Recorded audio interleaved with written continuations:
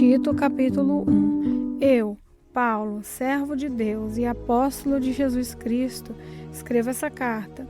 Eu fui escolhido e mandado para anunciar, ajudar a tornar mais forte a fé que o povo de Deus tem e para fazer com que eles conheçam a verdade ensinada pela nossa religião, que se baseia na esperança de recebermos a vida eterna. Deus, que não mente, nos prometeu essa vida antes da criação do mundo, e no tempo certo Ele a revelou na sua mensagem. Essa mensagem foi entregue a mim, e eu anuncio por meio de Deus, o nosso Salvador. Escrevo a você, Tito, meu verdadeiro filho na fé.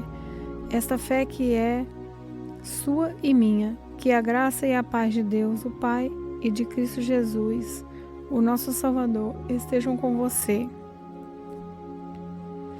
Eu o deixei na ilha de Creta para que você pusesse em ordem o que ainda faltava fazer e para nomear em cada cidade os presbíteros das igrejas. Lembre das minhas ordens. O presbítero deve ser um homem que ninguém possa culpar de nada.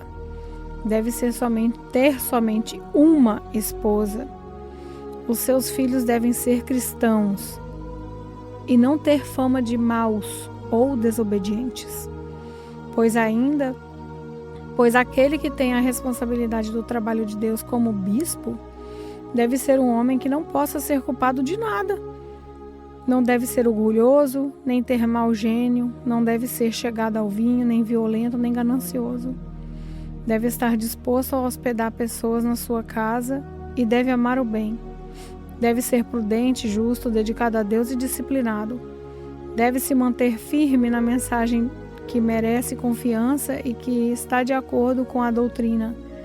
Assim ele poderá animar os outros com o verdadeiro ensinamento e também mostrar o erro dos que não são contra esse ensinamento, pois existem muitos, principalmente os que vieram do judaísmo, que são revoltados e enganam os outros com suas tolices.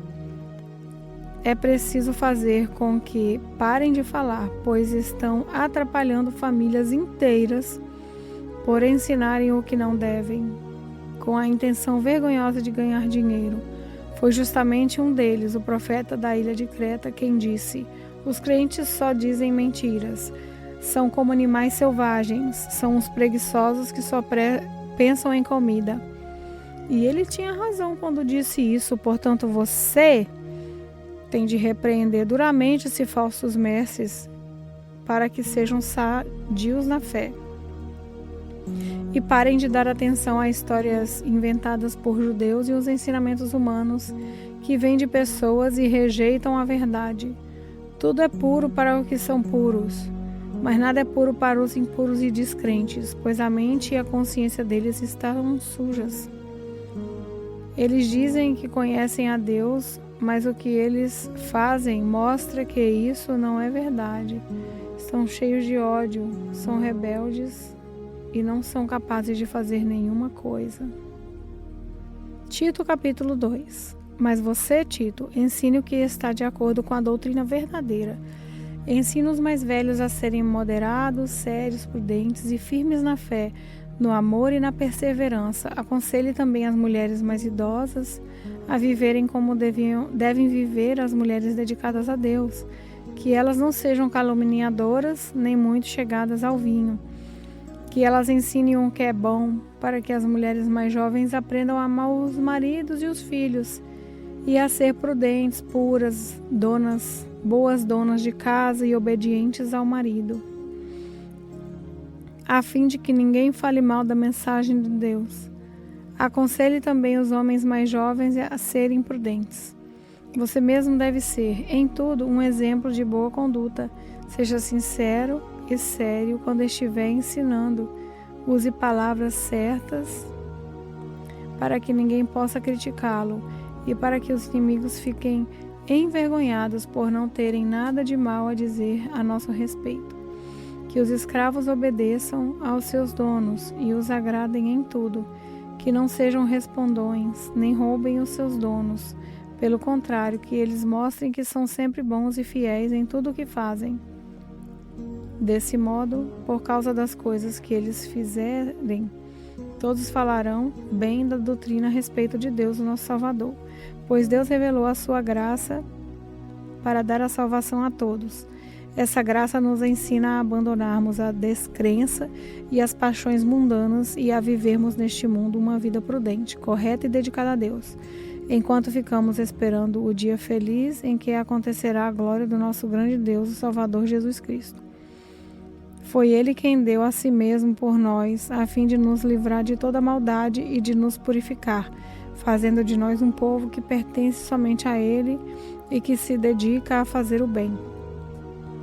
Ensine essas coisas e use toda a sua autoridade para animar e também para repreender os seus ouvintes. E que ninguém despreze você. Tito capítulo 3. Recomende aos irmãos que respeitem as ordens dos que governam e das autoridades, que sejam obedientes e estejam prontos a fazer tudo o que é bom. Aconselhe que não falem mal de ninguém, mas que sejam calmos e pacíficos e tratem todos com educação, pois antigamente nós mesmo não tínhamos juízo e éramos rebeldes e maus.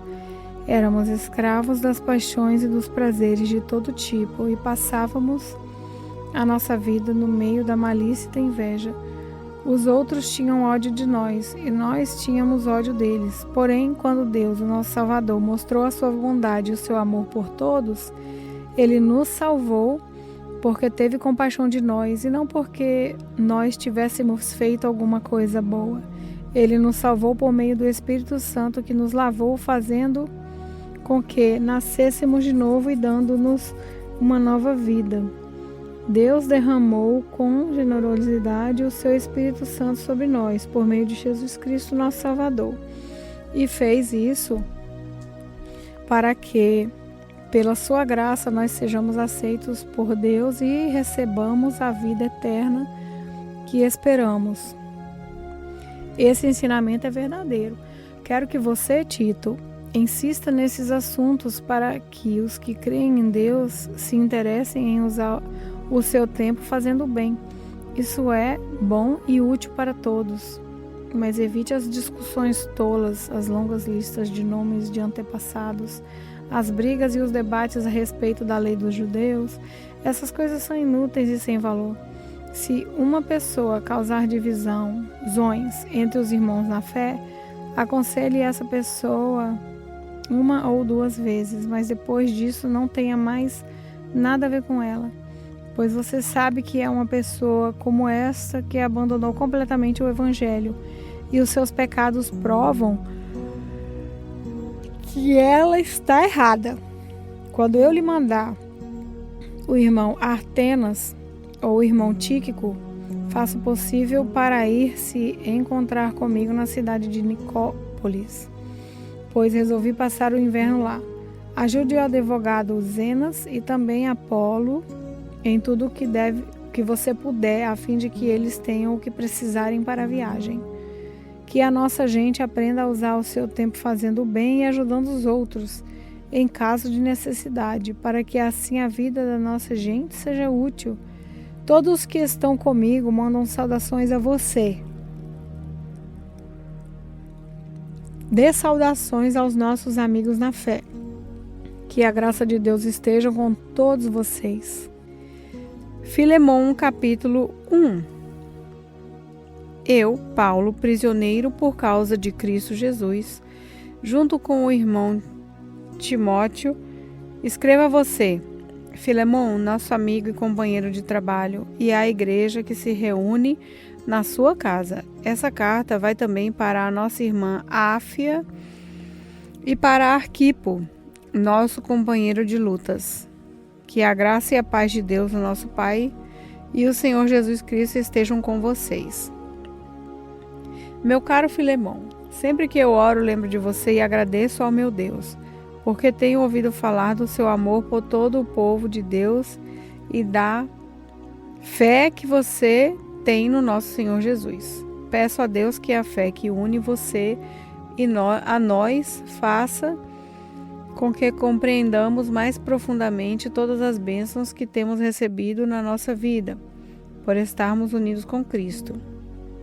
Meu caro irmão, o seu amor tem me dado grande alegria e muita coragem, pois você tem animado o coração de todo o povo de Deus.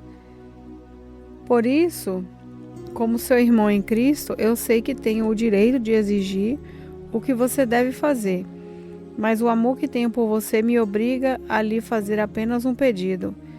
E faço isso, embora eu seja Paulo, o representante de Cristo Jesus e agora também prisioneiro por causa dele. Portanto, eu lhe faço um pedido em favor de Onésimo, que é meu filho por estarmos unidos com Cristo, pois, enquanto eu estava na cadeia, tornei-me pai espiritual dele. Antes ele era inútil para você, mas agora é útil para você e para mim. Eu estou mandando Onésimo de volta para você, e com ele vai o meu coração. Gostaria de obrigá-lo a ficar aqui comigo, enquanto estou nessa cadeia, por causa do Evangelho, a fim de que ele me ajude em lugar de você. Porém, não vou fazer nada sem a aprovação de você, para que o favor que eu lhe estou pedindo não seja feito por obrigação, mas por sua livre vontade. Pode ser que Onésimo tenha sido afastado de você por algum tempo, a fim de que você o tenha de volta para sempre, pois agora ele não é mais um escravo. Porém, muito mais do que isso, é um querido irmão em Cristo. De fato, para mim ele é muito querido, e para você agora ele é mais que querido ainda. Não só como escravo, mas também como irmão no Senhor. Por isso, se você me considera seu companheiro de trabalho, receba Onésimo de volta como se estivesse recebendo a mim mesmo. Se ele deu algum prejuízo a você ou lhe deve alguma coisa, ponha isso na minha conta.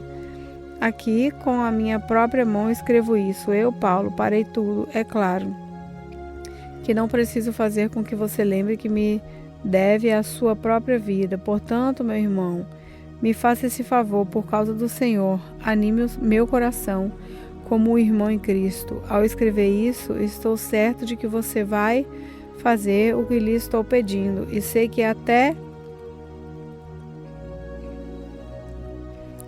até que você fará ainda mais. Peço também que prepare um quarto para mim, pois espero que Deus responda às orações de todos vocês e me deixe ir outra vez até aí. Epafras, o irmão que está na cadeia comigo por causa de Cristo Jesus, envia saudações a vocês. E Marcos, Aristarcos, Demas e Lucas, meus companheiros de trabalho, também enviam saudações. Que a graça do Senhor Jesus Cristo esteja com vocês.